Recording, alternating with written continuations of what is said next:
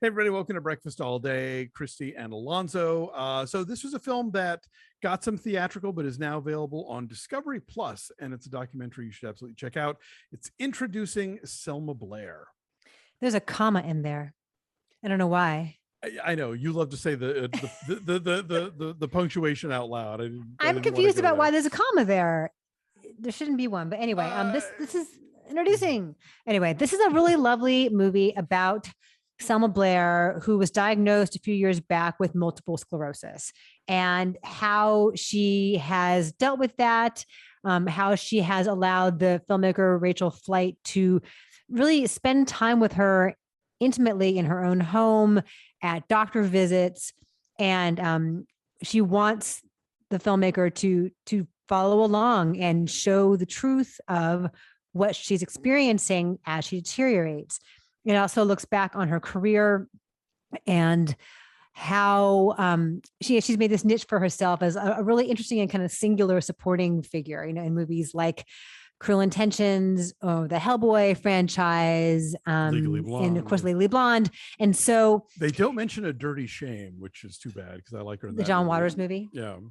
But there's something always really striking about her appearance, the way she carries herself. There's something like kind of, alluringly androgynous about her. And there's a sort of an edge to her sense of humor, which really carries her along as she's going through some very painful moments, and really carries the film along, because it sounds like an eat your vegetables kind of prospect. It sounds like it's going to be mawkish, and it's not. And she is so self-aware. She's so aware, first of all, of her own kind of dramatic persona. When we first see her, she's dressing up like Norma Desmond for her interview. She's finding like just the right turban, to wear in her hair. And she's talking about getting a stylish cane to walk down the street, like Google, fashionable canes. And so she's very aware of the persona she's created for herself, but she's also aware of when maybe it's getting too sad and maybe it's getting too dark, and she'll make some crack about herself, some self-deprecating laugh line. And it kind of breaks the tension and also makes her more relatable in a lot of ways. Because I know at least in our family, when things are going wrong, we make jokes about it, and that's how we get through. Gallows humor is essential. Yes, you have to. And so I think that's a lot of what makes her so relatable here. She's also a mom. She is shown at home, using every ounce of energy in her body to have an impromptu dance party with her little boy as she prepares to go off to Chicago for a stem cell transplant, which is very controversial and not totally proven at this point. There are a lot of potential dangers for it, but we see every minute of it, and it is it's eye-opening, and it is, I hate to use the word heartwarming.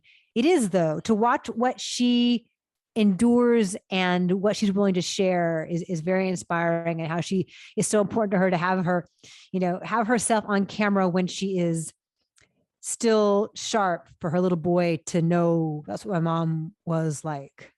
Yeah, no, it's an incredibly moving and powerful film. I think that very often when you get these documentaries that are about, serious debilitating diseases, they will try and paint you a picture of who this person was before they had to contend with all of this, and there are varying degrees that you can pull that off, but we generally kind of know Selma Blair to some extent or other. Like, we've seen her in movies, we understand her public persona. So to see this woman who was like, on the cover of Italian Vogue and was, in films and doing all this stuff, and where she is right now, like that's it's like we can take it as read, like the chasm between the two states of being.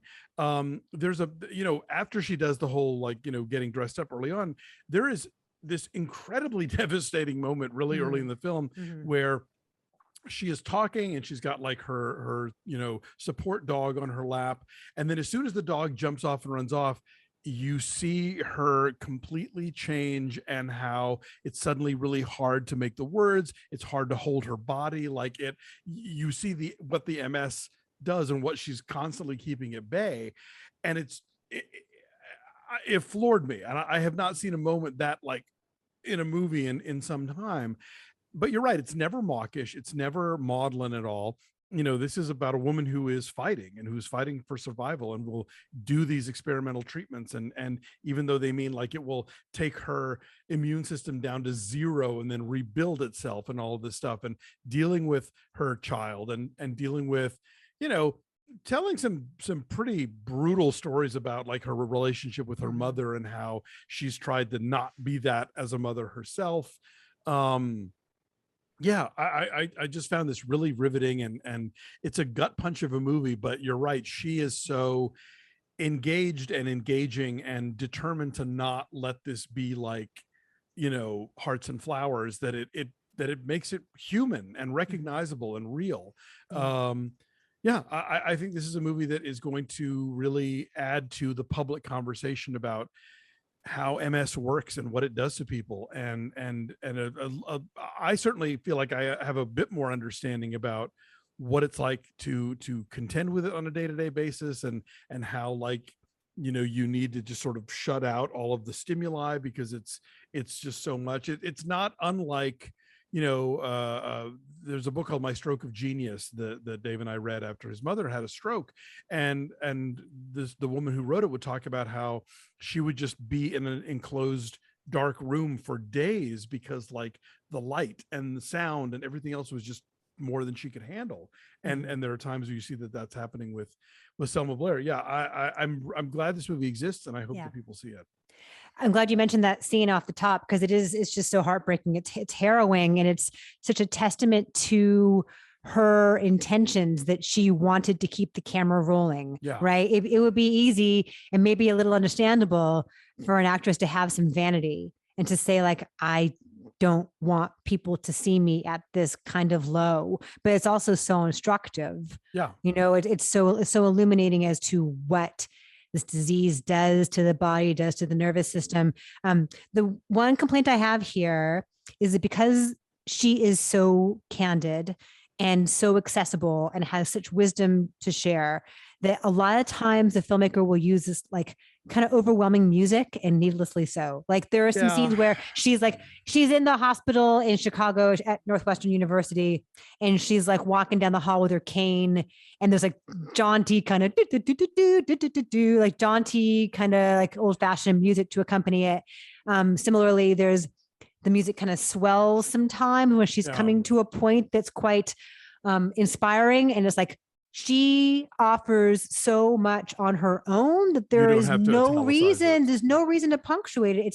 It's distracting. I actually found myself kind of like anxious at those moments. Like it's clutter. I want to get the music away and just listen to this woman's talking. No, agreed. I think the hallway scene is okay just because she is walking in a very sort of like almost Charlie Chaplin, as though she were doing choreography, like she was doing like some sort of kind of a Fosse lean and stuff, because her legs don't always necessarily go straight, so she's incorporating that into a strut, so that part I got. But there are other parts where it does that thing of like, you should be moved now, and it's like, I am, score. You don't need to settle down. You don't have to sell me on this, Yeah. I so felt for her, like still trying to do all the basic mom stuff, like packing up snacks for her kid's lunchbox, and like, but to bring him upstairs to his room where his backpack is, like requires her to be on her hands and knees, like climbing up the stairs. And so the day in and day out of how she navigates, still trying to be a good mom to this little boy, and also being incredible pain and discomfort, was very moving for me. It reminded me of the thing you always hear about when Audrey Hepburn and then later Julia Roberts were UNICEF ambassadors. And it was this idea of like, oh, you're going to follow me with a camera? Then follow me to the Sudan, where there's a famine going on, and you can shoot me there, and I can, use this stupid fame thing that I can't get rid of to maybe do some good for other folks. And so I think that Selma Blair is like, let me show you MS, because you don't want to see this if it's not somebody that you recognize, but you do want to know what I'm up to. So here we go. Yeah. Anyway, so that is out there on Discovery Plus. I'm saying 8. I think it's Discovery Plus is where it's streaming, right? It is. It is. You know what? I'm going to go 8.5. I'm going to go a little higher. So that's an 8.3 for us. Okay. Go find it. But Introducing Selma Blair. She's out there. Introducing Celebrate, yes. And if you don't get Discovery Plus, I'm sure they have some kind of like, free 14-day trial thing. So, check this out and maybe do it a little later on. You can watch that Christmas movie The Pioneer Woman is in, and watch some episodes of Hometown. I don't know. But anyway, they've got a lot of, if you're a true crime person, they totally have you covered on that front, believe me. Anyway, yes, Introducing Selma Blair. Check it out. Thank you guys for watching. Thanks for all your ongoing support. Matt is on sabbatical, but he will be back with us at some point. Like this video, subscribe to our YouTube channel, follow us at BeFastAllDay on Twitter, Instagram, and Facebook, and check out our Patreon page at patreon.com/BeFastAllDay. You can watch videos like this with no commercial interruption. You can get our recaps of TV shows like Apple TV's The Morning Show, and we're about to record our monthly Off the Menu segment where our subscribers select from a menu of items, a classic film that we've never discussed on the show before. So in honor of Halloween, we'll be talking about Julia Ducournau's very disturbing Raw. It's the film, her only feature film prior to winning the Palme d'Or this year for Titan. It is streaming on Netflix, and Christy and I will be talking about it for subscribers only. So become one at patreon.com/BeFastAllDay. Have a good week, everybody. Take care of yourselves and each other, and we'll see you next time. Bye. Bye.